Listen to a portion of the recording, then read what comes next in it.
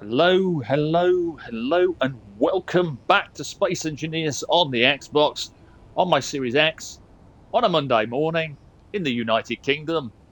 I'm DWolfie1, and this is yet another Space Engineers tutorial video. What are we doing? Well, you may recognize this from my channel intro.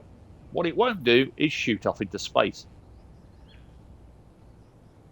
because it works on a sensor. I wanted to talk about sensors again, but I wanted to talk about them in a different way. Last time I spoke about sensors, we used them to make a drill rig that could rotate 1 revolution a minute and then go further down into the ground. The easiest way to do that, as you saw in my last video, was to use a timer block, because that's not going to be dependent on how far the sensor can reach. Here, though, are a couple of doors. These are actually the gates from Frostbite, but they make a really nice looking door. And if you look, we can fly up and, oh, they're not opening. Well, they're not meant to. Imagine this is the side of your ship. You've got a small scout vehicle or a fighter or something like that that can fit through that gap. You don't want to come in through that door as a player. There are other ways in and out of the ship. You want to do something else. So what are we doing? We're looking at the way we can use a sensor to make an automatic door that will only trigger when our small grid passes through it. So how's it done? Well, for a start, you need to look at the airtight hangar doors with Frostbite and choose your gate. If you look at the gate, you can rotate it to face vertically. If you put 2 of those down, facing each other, you get that. Let's take a look at the sensor. You build your sensor. With these doors, you can't build it in the center, unfortunately. So your best bet is to build it where I put it. And if you build it where I put it, you can pause the video and look at the numbers that I've put in to get the sensor field. But how do we know the width, the depth, the height of the sensor field? How do we manipulate all that? Excuse me, get my teeth in this morning. Must have been a full moon. Anyway, let's look at the control panel. Now it says here, press LB, RB, and the inventory button. You don't need to do that. Press X. And you'll come straight onto the sensor menu. Tap the left stick right once, and again, until it says toggle block. Then you can use the D-pad to safely scroll down. You can rename your sensor, so you can call it sensor hangar door, so you can see it in your actual control panel when you're looking through on a ship with lots of components. But what we're looking at, first of all, are our numbers. So your left extent is 6 meters, your right extent is 4, your bottom is 12, your top is 0.1, your back is 5, your front is 2, and everything else will leave for the time being. Okay, I'll just give you a moment to through that again. Left 6, right 4, 12.1, 5, 2, and there we go. So now we need to look at what settings to change so we can make this work with a ship. So you'll leave the audible proximity alert on or off depending on how you like things. Turn detect players off and turn detect small ships on. Leave the rest at the moment, for now, as default. Obviously you could turn these off, like detect enemy and so on, but what we want is it to detect a small ship, because that's its purpose. With all that done, how did we get these numbers in the first place? Well, if we go to our sensor and we tap show on HUD to on. You'll notice nothing happens. That's okay. It's not meant to yet. If you then press your inventory button, tap the right trigger until you reach info, you can then go down to show sensors field range. The moment you turn that on, you will see that any sensor in the game pops up like this. And you don't need an antenna. Here it is. So this is red because it's not detecting anything. If a ship passes into this, it will turn green. The same as this is designed, look, to detect players. So you can kind of tell it turns green. It's a bit tricky to see on this kind of background. But you can also tell from your actual sensor. If I find my sensor here on the back, don't know whether I can make it change from its default, which is green. There you go. See, it goes cyan, that blue colour there, pull back green, cyan. That tells you that it's detecting. So now we want our doors to act when we enter the sensor field with a ship. So what we want to do is go back to this, and we're going to use the control panel, and we're going to look at gate. So select your first gate, select your second gate, tap the left stick until you're on block group, find a name for them in your group and save it. I've already done this. So now, that's that. Then, without doing anything else, come back with the left stick, tap down on the D-pad until you get to your sensor. Once you're on your sensor, move across until you reach what you're after, which is setup actions. Click setup actions and you'll see that I've already done this. But what you need to know is that the first box is the action that is performed when the sensor is triggered by the player or a ship entering the sensor field. The second one is the action that's performed when you leave the sensor field. So in our case, we open our gate and then we close our gate. And that is all you need for that particular type of door. We'll get my little scout flyer. Just pop it towards our door. The moment it breaches that field, it turns green.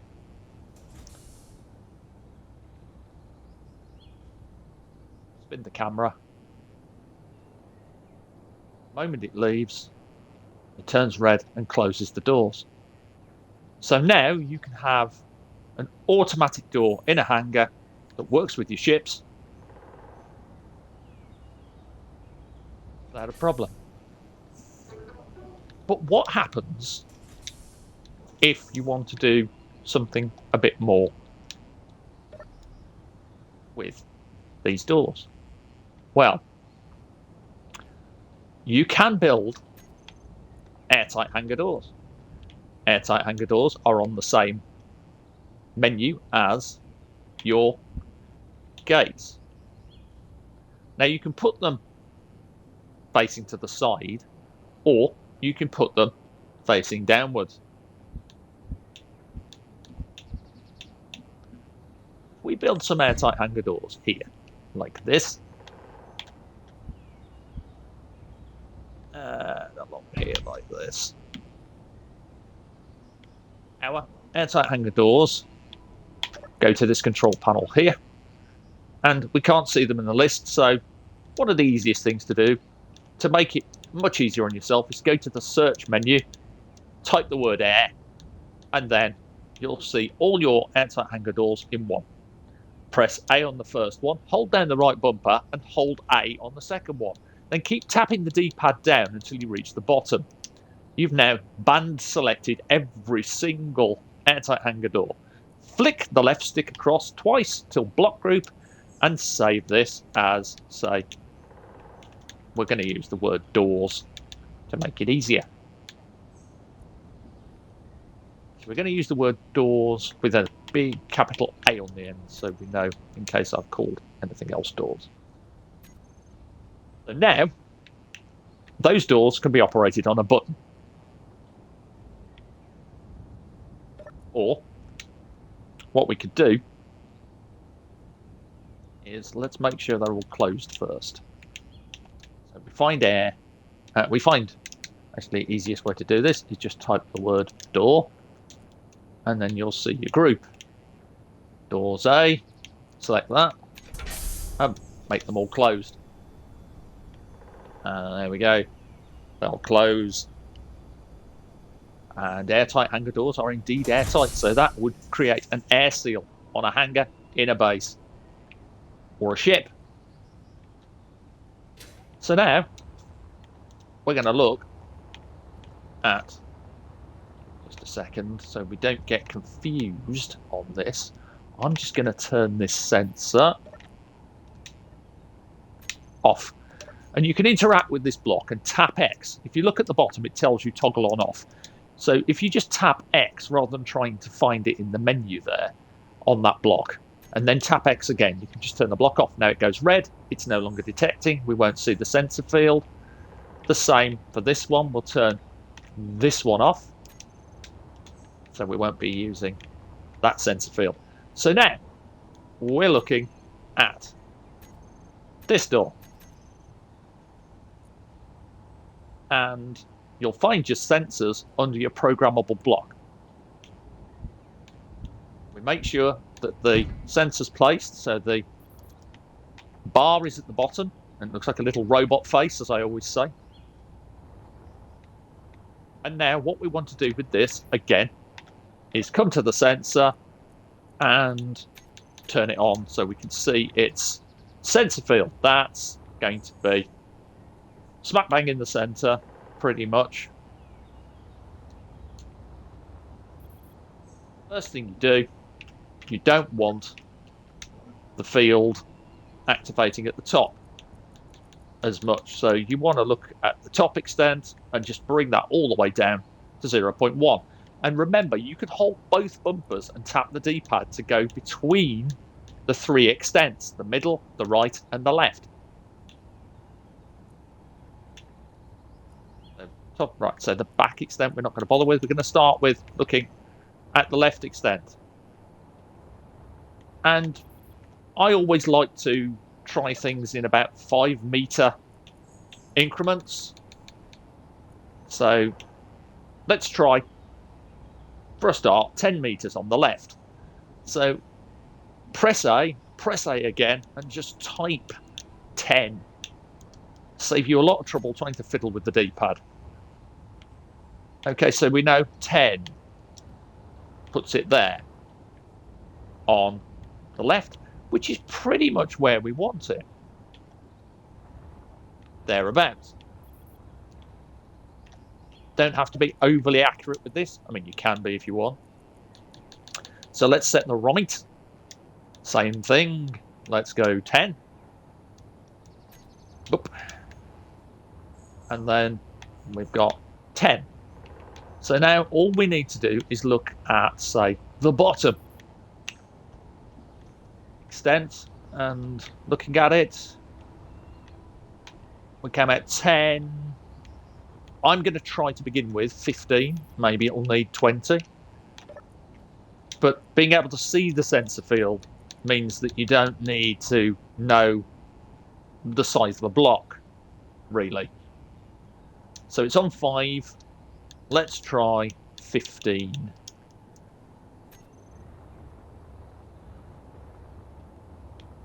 And that's pretty much where I want it. Given. Yeah, that'll do. That's good. So 15 is good for the bottom on this configuration. The back, I'm just going to try 5 meters for a second. 5 meters will do. On the back, have a look. Yeah, that's not bad. 5 means we can enter our field with the ship. So if that's 5, we can probably use the same value as we did last time on the other door, which I believe was 2. Yeah, 5 and 2 will do. So that's our field setup. Now, all we need to do, remember, is come along here, come down until we reach the setting to turn detect players off and put small ships on. Then come back up, set of actions, look to our groups by tapping the right bumper, and you'll see we've got our doors A with the icon. Press A on it, and on the first press, select open, and then on the second press, select closed. And that will tell it that if a ship enters this field, open these doors, and when it leaves, close it. Let's pop back into our little scout. Bring our little scout down and around. Fingers crossed. There go the doors.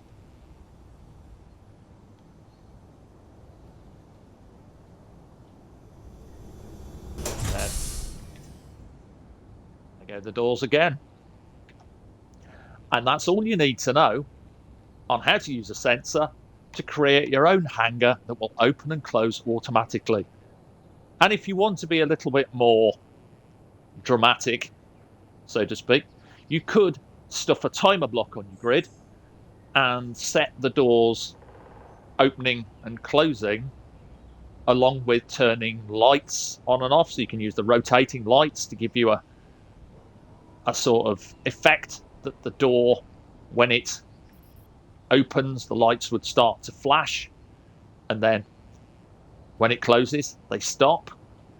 And if you want to know how to do that, well, it's similar to my lift tutorial. That's all you'd need to do is use timer blocks, and the timer blocks would trigger the airtight hangar doors to open on the first timer block, and then the same, they would trigger the lights to flash.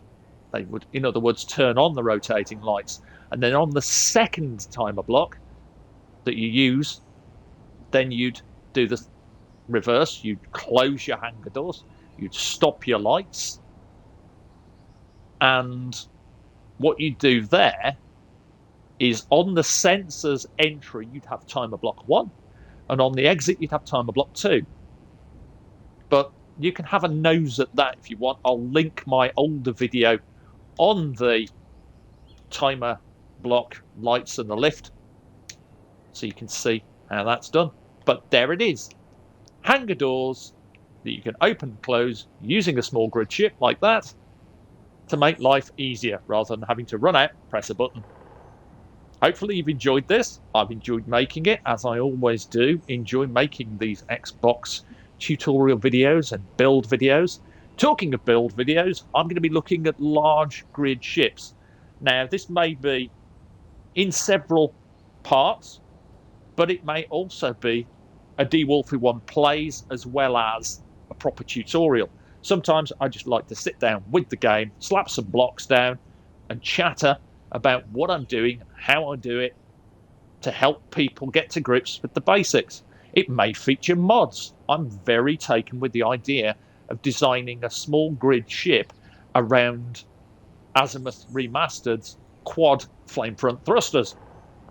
I dig that concept, and if you've seen some of my little videos of the Callisto 71, you'll know that I'm really interested in that because I absolutely love the power, the thrust, and the efficiency of these thrusters. The same with Flare's torch drive and the pulse drive and all the other things. The 3 great modders of Space Engineers, Sparky Fox, SE Modder, and Flare, have been a great source of mods for me and the rest of the community. And I will always be eternally grateful that people take their time, they take their trouble, they take their skill, and they allow us to experience more interesting blocks, more interesting things to do in Space Engineers than the vanilla blocks that we've got. Although, as I've said before, the vanilla blocks we've got are also Excellent. That's all I've got time for. Thank you very much for staying with me. Thank you for subscribing. Thank you for watching. Stay safe. Take care. Bye for now.